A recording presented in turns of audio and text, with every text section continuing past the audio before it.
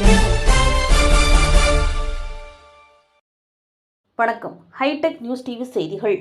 சென்னை ராயபுரம் சட்டமன்ற தொகுதி அதிமுக வேட்பாளர் ராயபுரம் மனு அவர்கள் ராஜாஜி சாலையில் உள்ள தனது அலுவலகத்தில் செய்தியாளர்களை சந்தித்தார்.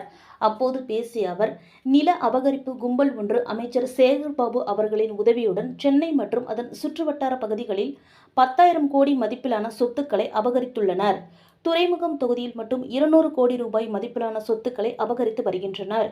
குறிப்பாக அமைச்சர் சேகர்பாபு அவர்களின் கூட்டாளிகள் ராஜாஜி சாலையில் உள்ள வட இந்திய மூதாதையர்கள் சொத்தை ஆக்கிரமித்து போலி ஆவணங்கள் தயாரித்து சொத்தை ஆக்கிரமித்து உள்ளனர். துறைமுகம் தொகுதியில் உள்ள வட இந்தியர் அனைவரையும் மிரட்டி சொத்துக்களை அபகரித்து வருகின்றனர். இதுகுறித்து முதல்வரிடம் புகார் தெரிவித்து இதுவரை எந்த நடவடிக்கையும் எடுக்கவில்லை. அதிகாரத்தை தவறாக பயன்படுத்தி நில அபகரிப்பாளர்களை பயன்படுத்தி சென்னை முழுவதும் 10,000 கோடி சொத்துக்களை அபகரித்து வருகின்றனர். அவ்வாறு அபகரிக்கும் தொகையில் முதல்வருக்கும் பங்கு செல்வதால் முதல்வரும் இதனை கண்டுகொள்வதில்லை என்று அவர் குற்றம் சாட்டினார். மார்வாடிகளை மிரட்டி லிட்டிகேஷன் சொத்துக்களை அபகரிக்கின்றனர்.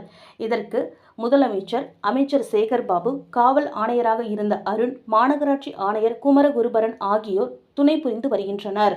இந்த சொத்து அபகரிப்பு விவகாரத்தில் பகுஜன் சமாஜ் கட்சி மாநில தலைவர் ஆம்ஸ்ட்ராங் அவர்கள் தடையாக இருந்ததால் அவர் கொலை செய்யப்பட்டுள்ளார். அதேபோல் காக்காத்தோப்பு பாலாஜி அவர்களும் என்கவுண்டர் செய்யப்பட்டுள்ளார். இதனைத் தொடர்ந்து எனது உறவினர் தரணிக்குமார் என்பவரை வைத்து அமைச்சர் சேகர்பாபு தனது உயிருக்கு அச்சுறுத்தலை ஏற்படுத்தி வருவதாகவும் கூறியுள்ளார்.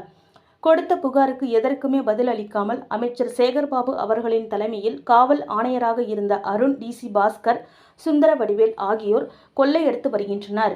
கடந்த 5 ஆண்டு கால ஆட்சியில் சமூக விரோதிகளின் கூடாரமாக தமிழகம் மாறியுள்ளது. இவை அனைத்திற்கும் வருகின்ற மே 4ஆம் தேதி மக்கள் நல்ல தீர்ப்பை கொடுப்பார்கள் என்று அவர் கூறினார்.